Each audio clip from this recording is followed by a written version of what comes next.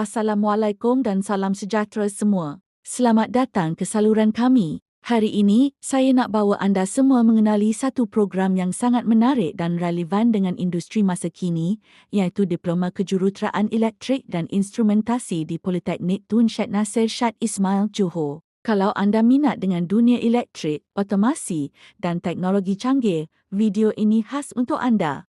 Jadi, apa sebenarnya program ni? Diploma Kejuruteraan Elektrik dan Instrumentasi atau nama pendeknya D adalah program yang direka untuk melahirkan graduan separa profesional dalam bidang kejuruteraan elektrik, terutamanya dalam sistem kawalan dan instrumentasi. Bunyi macam kompleks kan?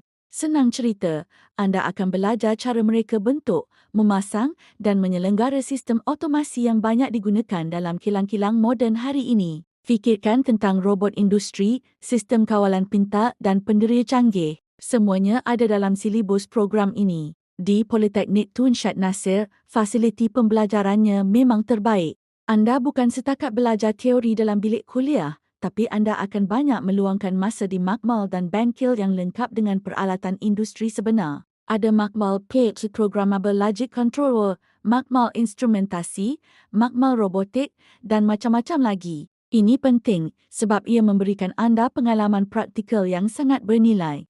Jadi, bila anda melangkah ke alam pekerjaan nanti, anda dah tak kekok untuk kendalikan peralatan-peralatan di kilang. Pengalaman hands-on inilah yang majikan cari. Pensyarah di sini pula bukan calang-calang orangnya. Mereka terdiri daripada tenaga pengajar yang berpengalaman luas dalam industri dan sentiasa komited untuk berkongsi ilmu. Mereka bukan sahaja mengajar tetapi juga akan menjadi mentor yang membimbing anda sepanjang 3 tahun pengajian. Suasana pembelajaran yang menyokong dan interaktif ini akan membuatkan anda lebih seronok dan mudah faham setiap subjek yang dipelajari. Anda juga berpeluang untuk terlibat dalam pelbagai projek inovasi dan pertandingan kemahiran yang pastinya akan menyelahkan lagi bakat anda.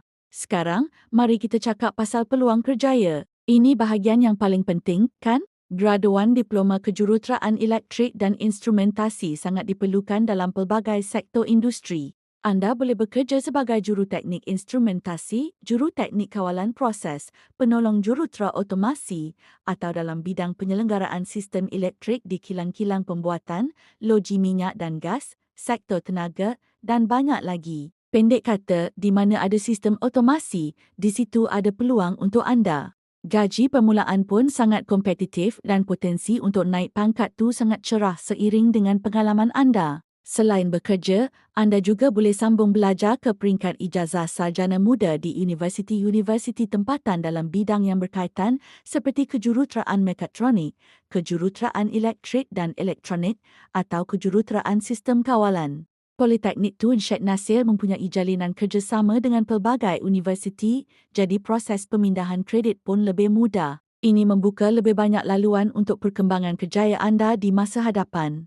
Jadi, kalau anda seorang lepasan SPM yang meminati bidang kejuruteraan dan mencari program yang praktikal serta mempunyai masa depan yang cerah, jangan lepaskan peluang untuk memohon Diploma Kejuruteraan Elektrik dan Instrumentasi di Politeknik Tun Syed Nasir Shah Ismail. Ini adalah pelaburan terbaik untuk masa depan anda dalam era revolusi industri 4.0.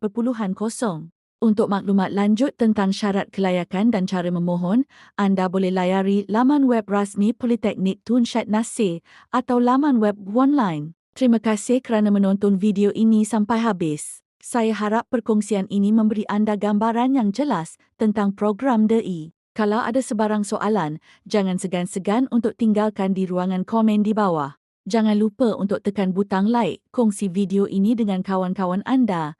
Dan yang paling penting, subscribe saluran kami untuk lebih banyak video menarik macam ni. Jumpa lagi dalam video seterusnya. Assalamualaikum.